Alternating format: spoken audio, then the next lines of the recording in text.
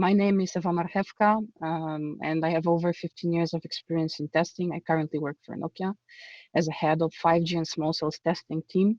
As Rafał mentioned, I supervise over 100 testers that are mainly focused on testing 4G and 5G Nokia products. And in my spare time, if I have any, I really enjoy doing presentations and sharing my knowledge at conferences.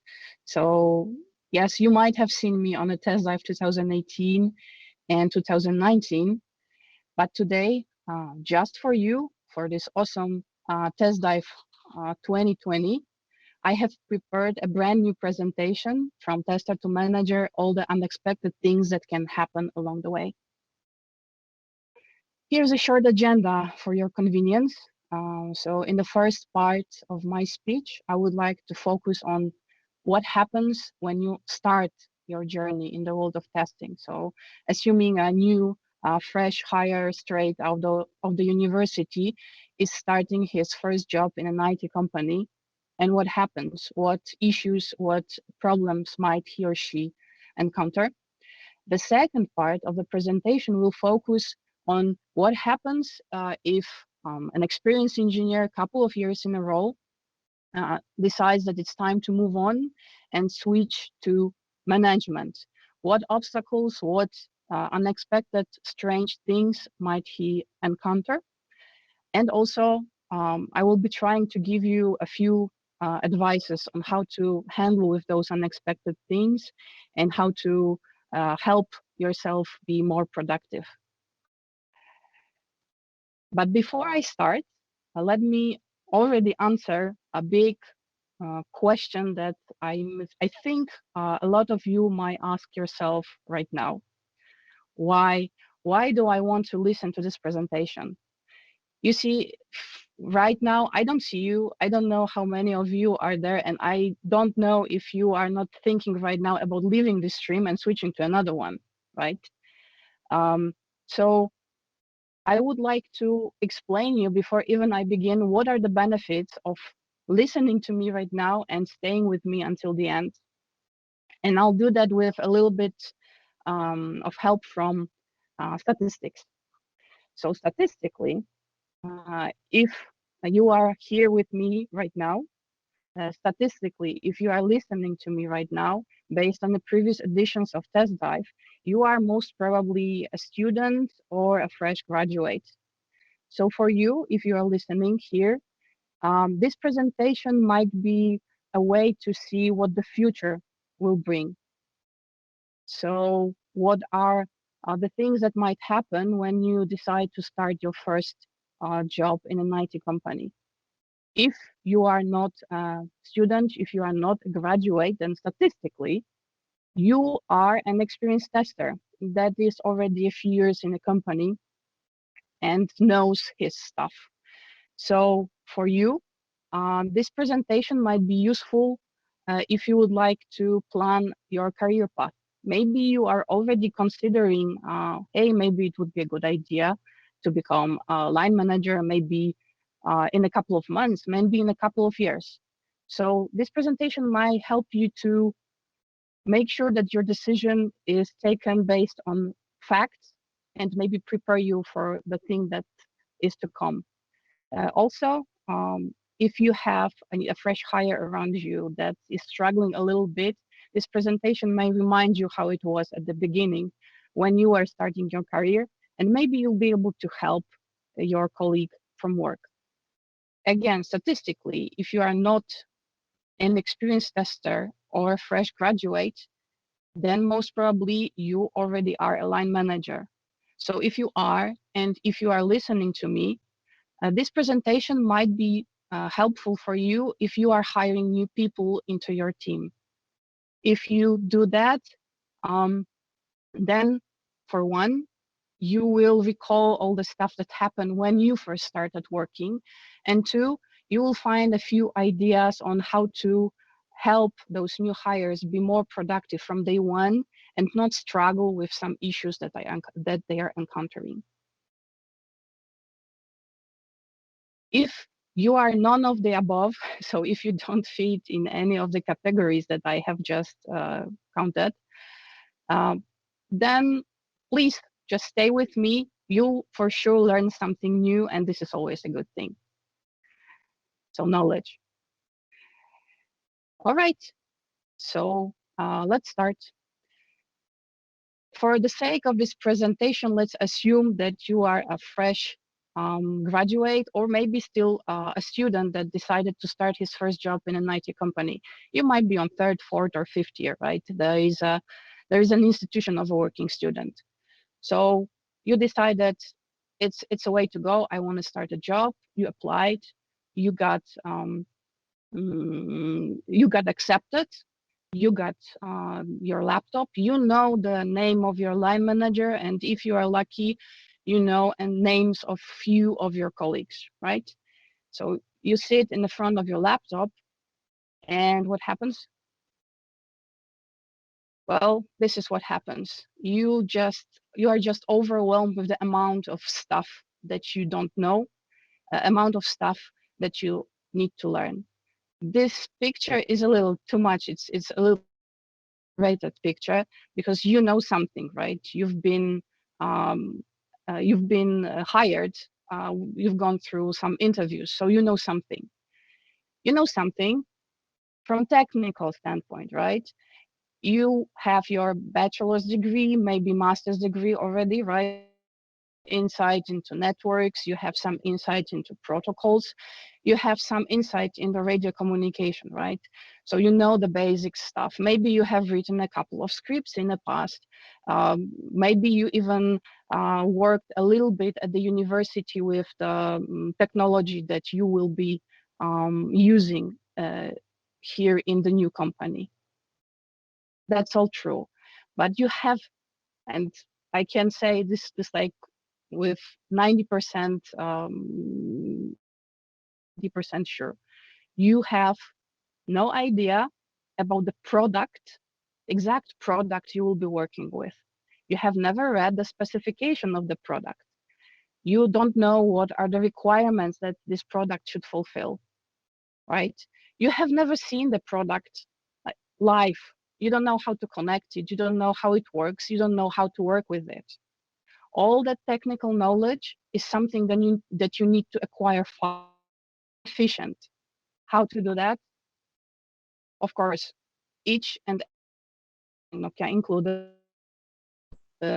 courses that you can take.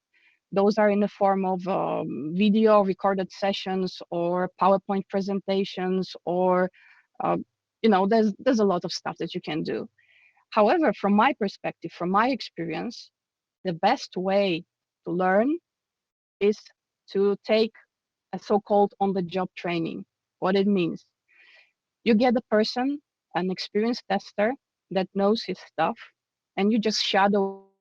So you go with him everywhere he goes, maybe with the exception of bathroom, of course, and you look at what he and she is doing in his or her everyday life.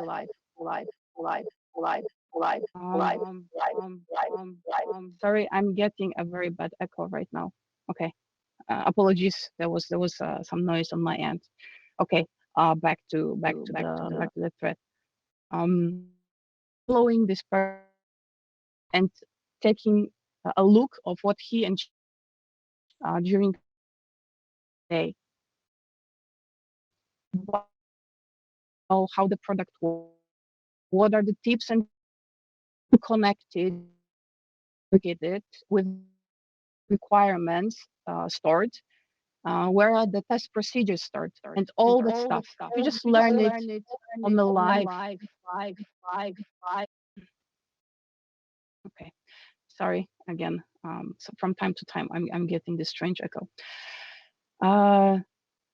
So to summarize, if you are fresh to the company, and this is also some advice for the line managers if they're listening, get your, and by a buddy, I don't mean a person that will be with you, that will be there for you, that you can the questions that you have, and then you can shadow him over your working day. From my experience as a tester and as a line manager, this is the best way to learn the technical stuff fairly quickly. Okay, so that was the technical stuff, right? So we know the technical stuff is fairly easy to learn. You have the materials, you understand the language and everything. But what happens if you don't understand the language? So you see, when I was first when I started working in Motorola, it was over 15 years ago. The first meeting that I was invited to was called postmortem, which translates to autopsy or after death.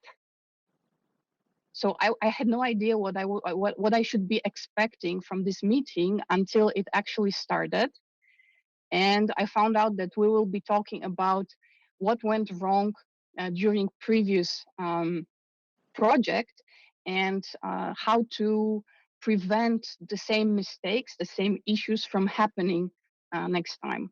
So postmortem, right? There's a lot of sentences and statements like that. For example, the onion. So what's with peeling the onion? There's a phrase that you will hear a lot, especially during projects that are late. Peeling the onion means finding defects or bugs that are covered under other defects. So it's like a cycle. We find a bug, we fix it, then we retest, and we find another bug that was hidden underneath. So we are uncovering layers and layers of bugs. Layers, just like with the onion, right? So we are peeling off the onion. As I said, there's a ton of statements like that. There's a tons of sentences that at the first glance you will not understand because they will make no sense, like let's not boil the ocean or things like that. What do you do if you hear something like this? Don't be afraid to ask for some explanation from the colleague that just used this phrasal verb, if I can call it like that. Unfortunately, after a few years within a company, people tend to forget that this is not a real language, that this is jargon, and they are using it in everyday life. So they forget that someone that's just freshly hired and has never worked in a corporation, in an IT company, that he or she doesn't understand those statements. It's really funny because sometimes I start using this jargon at my own house, and then my husband's like, "Okay, now let's translate it into real words. Just don't use this corpus speech on me." Don't be afraid to ask, and make sure you understand this statement that people are using.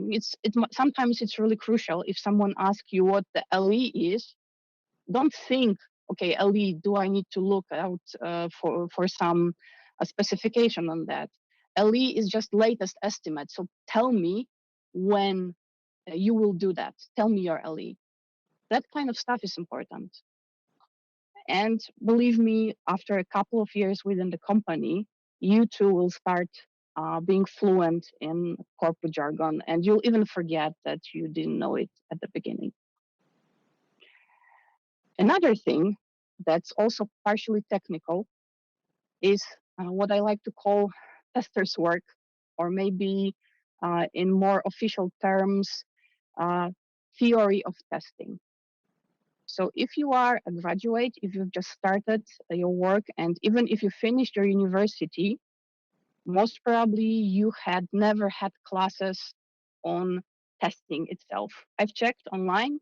There are a couple of postgraduate studies, but unless you took them, you probably have no idea about all the things that testers should know. And by that, I mean basic testing principle, such golden rules that you need to know to make your life easier, especially when you are doing the planning and you want to know how to plan your work in the most efficient way. So the basic testing principles like You will never find all the bugs in code, or the later in the testing cycle the bug is found, the more it costs to fix it. That kind of principles that you will either learn over time or you need to learn in advance. You will need to understand what are phases of testing. You will need to understand what's the difference between unit testing and integration testing and acceptance testing.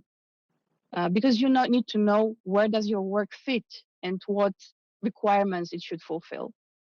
You will probably have no idea about methodologies of testing. You don't know what's black box testing, white box testing, and which methodology should be applied where and at what time.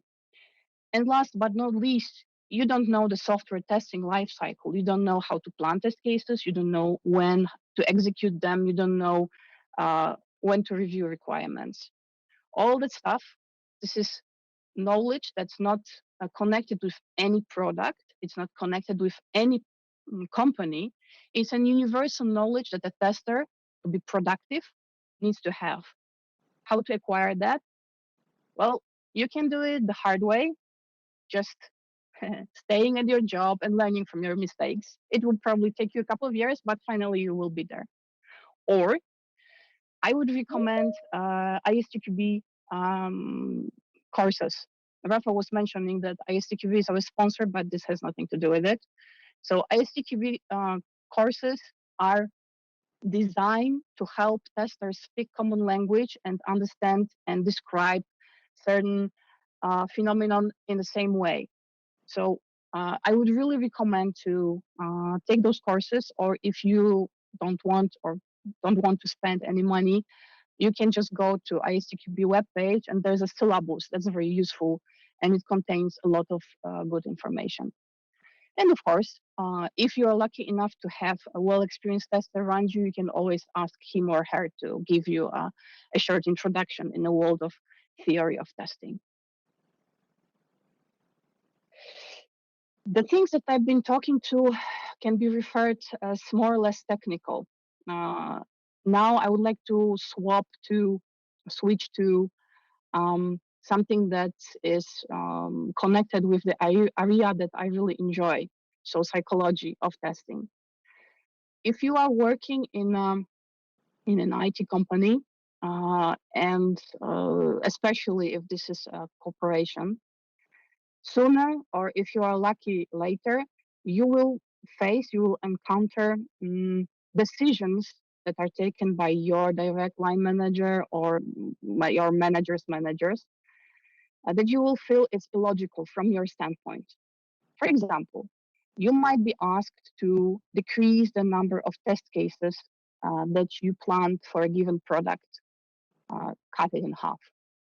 You might be asked to abandon working on a specific project, 2 weeks to finish, and you are asked to stop and switch immediately to something else. All that stuff from a low level seem illogical. Hey, there's just 2 weeks. I'll just finish it, right? That it should be fine. All those decisions are coming from customers. All those decisions are coming, maybe, let me rephrase that, not from customers, but based on customers' feedback. Sometimes for the company, it's better to release product with not perfect quality, but on time. And here is this famous time to market. Time to market is important because if we wait until our product is perfect, someone else might sell his product to customer and will be left with nothing. The priority changes. So, hey, we're abandoning one project and switching to the next one. Usually also come from customer feedback. Customer tends to change their minds every once in a while. They want something, and in 3 months they want something else. How to deal with that? Well, there's nothing more you can do than understand and accept. This is just how it works. What might help you here is getting the feeling of big picture and understanding the customer needs. So you might want to talk to your customer team or someone that is in contact with a customer and understand the reasons behind the decision. It will not change the decision and it will not prevent such decisions from happening in the future, but it will might lower the level of frustration that you are feeling if you need to abandon work that was almost done. Remember, the main purpose of a company is to deliver product to the customer. So the priority is on that. From psychological standpoint, there is one more thing that you might encounter when starting work in an IT company that is summed up a little bit in this joke. So they say that each tester has a heart of a developer in a jar on the desk. What I mean by that is that every once in a while, you will face some struggles with cooperation between test team and development team. There will be, for example, the developer will not want to accept a bug report, or he will say it's the famous, it's not a bug, it's a feature. Where does that come from? Well, it comes from contradicting priorities. So let's say the tester goal, the very low level again, is to prove that the product doesn't work. So the tester wants to find bugs. This is what he does, and he'll go above and beyond to do it. Developer, on the other hand, usually is the father or the mother of a product. So he wrote the code, it's his baby. He wants to show it's working. So every once in a while, at this level, there will be some clash of expectations. But you need to remember, all in all, in the end, that both tester and developer have common high-level goal. They want to deliver a product with a good quality to the customer. So if you ever encounter that kind of issue, you might want to remember that and remind it to the fellow developer you are working with. That way, it should be easier to find a common language and work through your differences. So that was the tester part. What happens when you are fresh and young out of university and you've just started your career. But let's fast forward a couple of years, right? You are now well-experienced tester, a couple of years, 5, maybe 10, in your current role. You're very comfortable. You know everything. You are fluent in corpus speech. You know the tester stuff. And you're starting to get a little bit bored, maybe, or you are looking for new challenges. And you're starting to think, maybe management, maybe this is something for me. Maybe I want to go higher in the hierarchy, and maybe I would like to go there. So before you do, please, please, please make sure that you think it carefully through. Make wise career choices. When I first moved into the management, there were 2 things that were really hard for me that I struggled with for some time. The first one was I had so much stuff to do right now that I was not able to maintain my level of being technical. I really enjoyed getting down to the details of the product I'm working on, read the requirements, understand how the UE works with the GNodeB, what messages are flowing there, all that stuff. I was very technical. Unfortunately, it was still in the CDMA times. So if we are at 5G now, let's say 2 technologies ago, so a long time. So day after day, I found that if I want to be a good line manager, I'm not able to be as technical as I was before. at least not without impacting severely my work-life balance, and I didn't want to do that. So don't get me wrong, I still try to stay on the top of uh, high-level technical stuff that is happening within my team. Even now that I'm the manager of managers, I understand what is the product that we are working with. I more or less understand how it works, but I don't know the details. So if you are very proud of being technical, if you really enjoyed that stuff, you might want to rethink if you really want to be a manager. Maybe a position of test architect would be better for you. The second thing that was very hard for me when I started being line manager was finding out that the pressure now was coming from both sides. So before, it was only my line manager that was asking me to do something. So I had to, you know, fulfill only his requests. And now the requests were coming both from my line manager and my direct reports. And believe me, every once in a while, those are contradicting requests. For example, your line manager is asking your team, hey, we need to work overtime and we need to work during the weekends because the project is late. And the team is saying, hey, this is like third weekend in a row we are working. We want a break. And believe me, this is one of the easiest situations that you will have to handle. So if you don't like pressure, if you don't like working under pressure, that's another thing that you might rethink before taking this new career and taking new responsibilities. Make wise career choices.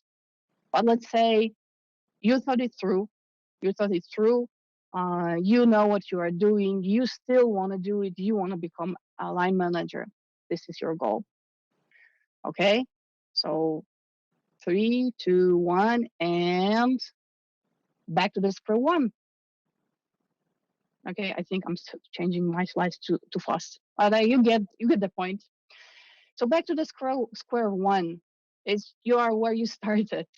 Uh, there's so many stuff you don't know. There's so many stuff you need to learn, and this is especially true for someone that has been managers or that has been an engineer for most of his or her life and now wants to be a manager. Starting with soft skills. As I said, usually when you're an engineer in an IT company, you work with product, technical stuff. You work with requirements. You work with logic. You work with all that kind of stuff that's kind of constant. And when you put something in, the output is predictable. Right now, you will be working with people that are not predictable almost at all. So you will need people management skills, soft skills. You will need to inspire and motivate the team. You will need to motivate them sometimes to do the things that they are not willing to do. They see those things as stupid and unnecessary. So you'll need to work around that. You'll need to work around changes and motivate people to accept those changes. And people don't like changes, believe me. I've been through a couple of changes of uh, products, way of working, processes, and it's very hard to convince the team that this change is good and accept it. You will need to help people grow. You will need to mentor and coach them. You will need to mentor and coach them and sometimes let them even outgrow you. This is really hard because before you worked only on improving yourself, then now you need to improve others and do it without any jealousy or bad feelings. You need to help them grow. This is really important.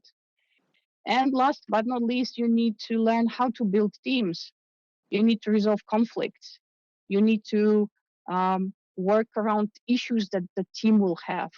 You need to, all in all, help team work as a team, understand that they have a common goal, understand how they can cooperate, help them cooperate, make sure that everyone's cooperating. It's really, really, really hard. So the soft skills. If you've never managed people before, this is the stuff you will need to learn very fast and very efficient. What's my advice here? Well, similarly to a body that you can get when you are a fresh engineer in a company, get yourself a mentor. A mentor, a person that's well experienced in your current role, that has gone through all the stuff that you are struggling with right now, that knows what kind of conflicts, what kind of issues you might encounter. The person you'll go to and discuss the things that you need to discuss, that you need to solve within the team. Get yourself a good mentor, hopefully someone that has done mentoring before. With that kind of help, you'll be able to catch up pretty quickly on the soft skills part. Of course, I'm sure that the company will offer you tons of courses. They will give you courses in leadership, sometimes face-to-face, sometimes online. That's all good. But the mentor will help you to resolve specific issues that you have that most probably will not be covered during the courses. So get yourself a mentor. This really helps, and I'm speaking from my own experience. Except for people management, you'll need other managements. If, like me, you were for some time in a project management position or a program management position or a product management position, this is, I don't want to say a piece of cake, but you know that stuff. So you can now use it in your day-to-day work as a line manager. If you've never been in such positions, then you'll need to learn a lot. You'll need to learn project management because your team will be working on projects, right? So you need to help them to manage the project correctly, make sure that the deadlines are fulfilled, that the planning is in place, and all that stuff. You'll need to learn strategic management. You'll need to learn what the team will be doing in 3 months, in 6 months, in a year, to make sure that the trainings are in place, that you are growing the correct competences of the team. You want your team to do fun stuff. You want your team to do important stuff. So you need to know what this stuff is and what this stuff will be in a year from now so that you can prepare in advance. You will need to learn operations management. And here again, some corporate jargon. You'll need to know the team KPIs, key performance indicators. So, for example, how fast your team can execute tests. So the velocity of your team, right? You need to understand what is the capacity of your team, meaning how many work they can do in a given amount of time, let's say a month, to make planning and to make sure that the projects are coming at correct pace to your team. All this operations management, tracking progress, this is also something on you. You will need to know how to handle risk management. You'll need to learn how to identify risks that are coming towards you. You will need to understand how to avoid those risks if possible, or if not possible, how to mitigate the impact of the risks, how to decrease the impact of the risk if it is about to happen. All that stuff is right now also your duty as a fresh line manager if you want to be successful. So how to deal with that? How to juggle all those thingies that they've just mentioned? What can you do? So let me give you 4 golden rules. 2 first, as you can see here on the slide, are, let's say, for your team and your company. So similarly to an engineer, you need to get business acumen. You need to understand the customer. You need to understand the customer needs. You need to understand the customer request. you need to cooperate closely with the customer team. If you know the business acumen, if you have a business acumen, if you know what customer wants, you'll most probably be able to handle strategic management, because you'll know, okay, so customer is interested in that technology, and that technology in a year from now will be more or less this or that. Well, I don't know if we can predict with a high accuracy a year from now, but let's say maybe 3 months, maybe 6. So if you have that knowledge, you can steer the trainings, the competence growth, um, the interest of your team, so that they are useful for the customer in the long term. The second thing that's super important in your line manager role, and even though your managers within the company will tell you customer first, this is very often used phrase within the companies, the most critical thing above all of that is your team well-being. You need, really, really need to take care of that. It doesn't matter if you finished project, if you finished it on time, maybe ahead of time with super quality. Maybe you get a pat on the back from your line manager. Maybe the management team is very happy with your performance. But if you have achieved that, making your team miserable and overworked and not happy, this is the last project you'll be successful in, because the team will be frustrated, and either they will stop working at the pace you are expecting them to work, or they'll just simply leave.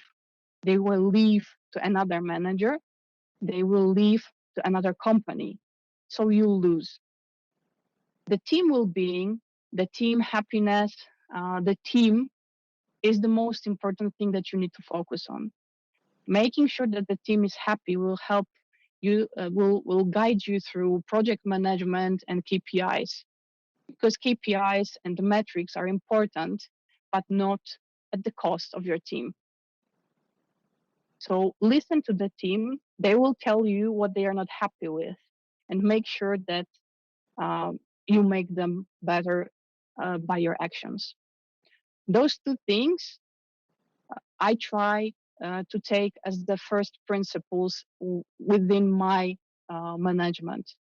Those are two anchors that steer me when it comes to my team and how I operate.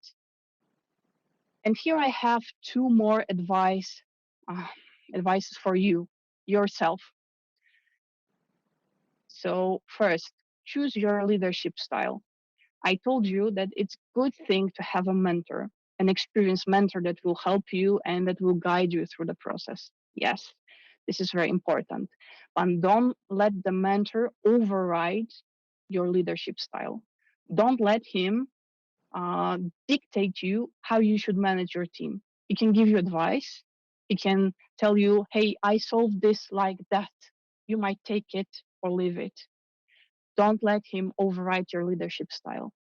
Because if you are not authentic, if you are not yourself in work, you will not be happy. You might have good results, that's for sure, but you will not be happy and you will not be satisfied with your work. And I guess this is one of the things that you want to have, job satisfaction and being happy with what you do.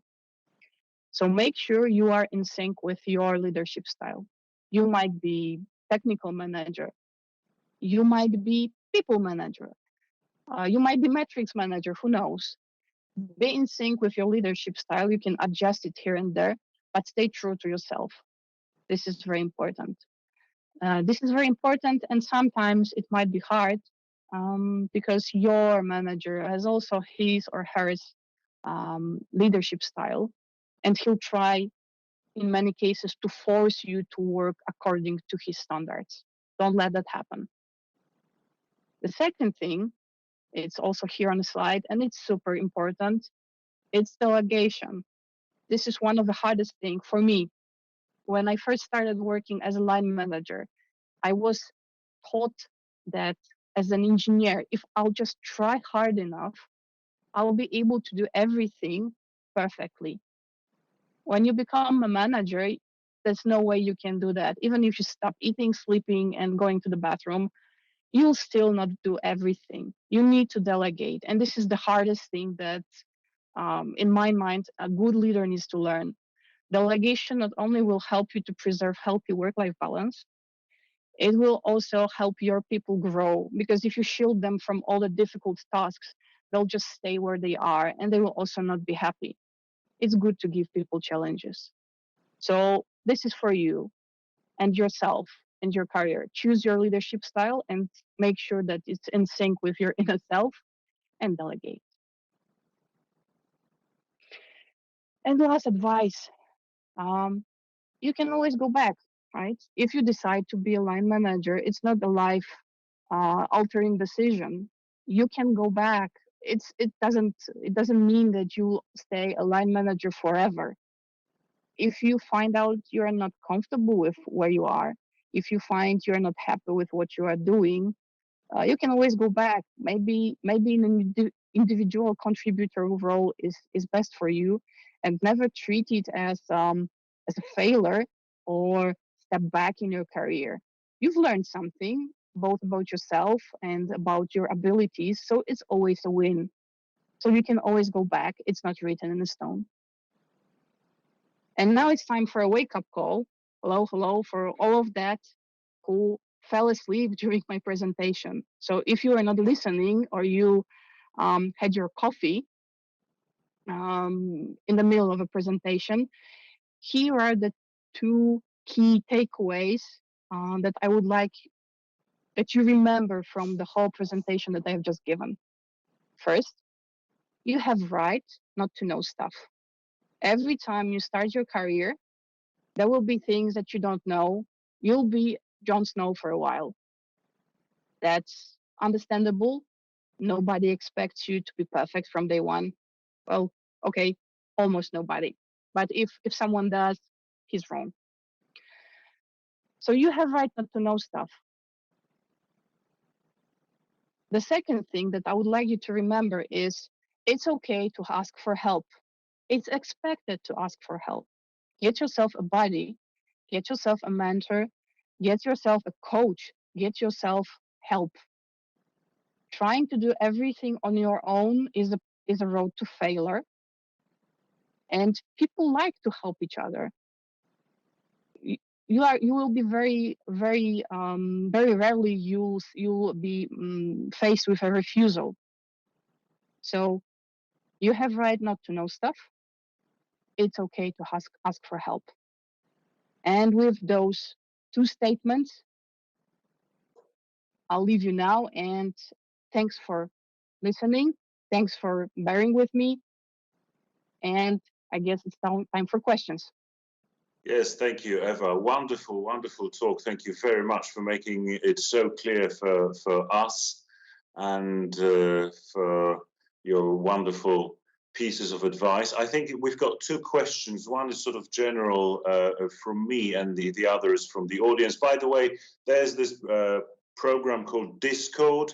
This is for our viewers, our participants. Feel free to post your questions there, and we will ask those questions to the speakers on your behalf. So Ewa, question number one, you talked about your career choices and how it affects anything from your eating, sleeping, and going to the bathroom to the whole life. I would think it's connected to the life of the whole family, or the whole system that you function in. So it looks like more people will be involved if you make this career choice and decide to become a manager. Do you think it's a tip for employers maybe to take this into account? You know, the HR people, should they be informed about the whole background of a person trying to be a manager? Okay, so I think there are two parts to this question. First part, should HR be involved?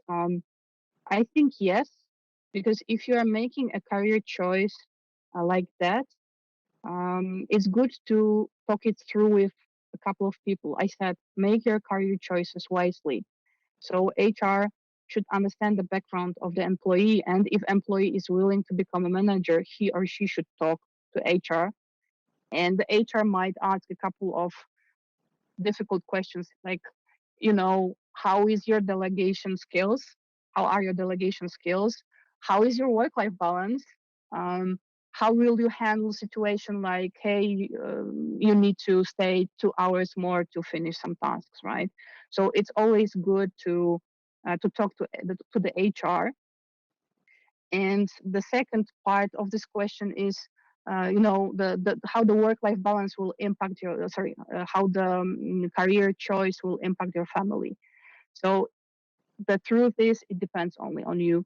It doesn't depend on your manager. It doesn't depend on your company. It depends only on you, because you are allowing your career choices to impact your work-life balance. And once again, I'm speaking from my own experience, because last year I had a period of time where I allowed the company, I allowed my manager and the project to almost kill my work-life balance. Um, and it was very, very bad experience, but I guess it was an experience that I had to have in order to make sure that it will never happen again. But this, I take this only on me. This is something I did, and it was a wrong decision, and I'll make sure it will never happen again. But as I said, it's only on me. So HR, good idea, and making sure that the work-life balance is preserved. Yeah, that's also a thing. Fantastic, thank you. So question number 2 is from someone in the audience. The question is more specific.